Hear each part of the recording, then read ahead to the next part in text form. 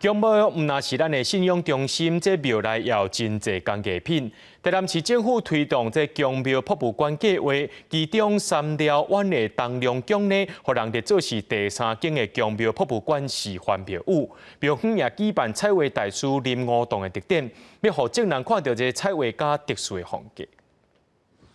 台南的庙宇数量是全台上济，奉号做是众神之都。庙宇唔单单是民众心灵寄托的所在，庙内嘛有济传统工艺谈形象。无论是潘丽水画的门神，也是全台唯一用铜做的王船，拢是沙寮湾东龙宫的镇店之宝。另外，东龙宫嘛有彩绘家林梧洞的壁刀画。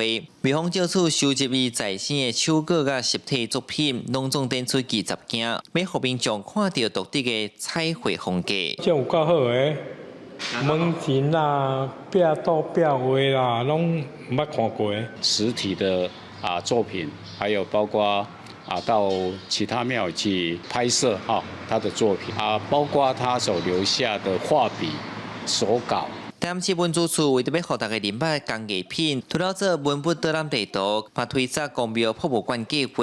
文资处指出，去年参14间公庙合作，起头先伫网络线上做展览，落尾协助庙宇搬点庙内工艺作品。其中东龙宫是第3间得到认证。文资处指出，工艺品的质甲量是基本的标准，其他评选项目嘛是重要关键。包括讲你的推广，你对你公庙有熟悉偌济，你要安怎介绍互民众知影？吼，这嘛是阮标准之一。